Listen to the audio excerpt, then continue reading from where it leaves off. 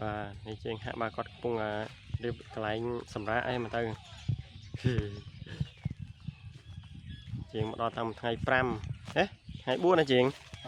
ngày pram không ồ không sầm mạ đâu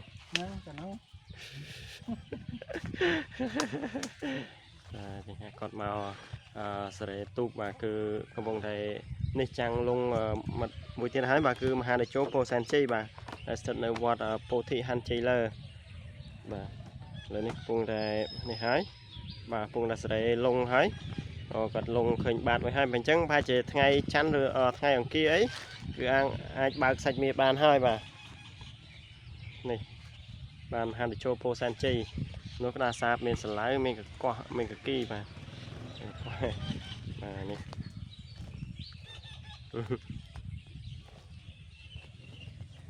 và chúng ta nên mà hạt để cho po san chay mà để bà sạch miệt hơi sáng đó mà và tay chiếng toàn chập ở con bát con ấy nói thế và cứ nơi tục tay và này sân và là phở một tiết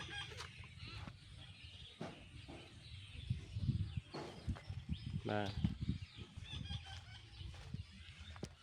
và tới bên con chiêng tôi thuê nơi là này tí đây không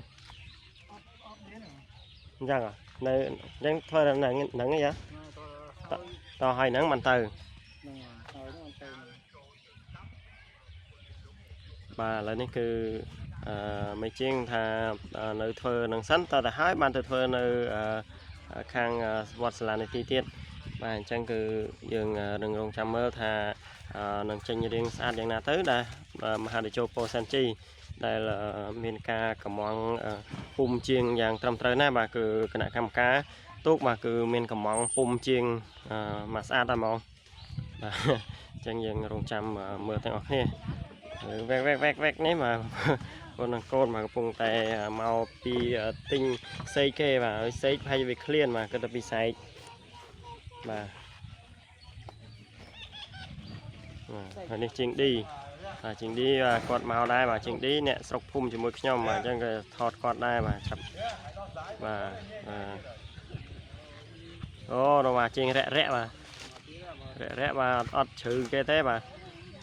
Facebook អីឆាតមកអីដល់ដែរឃើញតបតអីសោះបាទហេតុតែគេប្រុសស្អាតបាទបាទហេថា Messenger អីផ្ញើទៅរហូតដល់ដែរឃើញតបសោះបានឆែកលឿមហ្នឹងយ៉ាងហ៎ហេទៅសងសាតែមកអីធ្វើម៉េចទៅឆានមកអីធ្វើម៉េចទៅបានដែរឆានលឿកាត់បាទ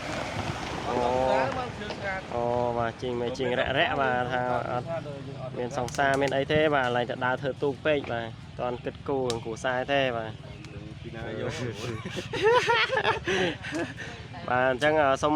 ធ្វើវីដេអូតែប៉ុណ្ណេះទេបាទសូមអរគុណសូមជម្រាបលាបាទជួបគ្នានៅវីដេអូក្រោយៗទៀតបាទសូមបញ្ជាក់ថានេះគឺការធ្វើទូកបាទមហាតេជោពោសាន់ជីបាទស្ថិតនៅវត្តពោធិហាន់ជីលើបាទស្រុកឆ្លងខេត្តកញ្ចេះបាទអញ្ចឹងសូមអរគុណសូមជម្រាបលា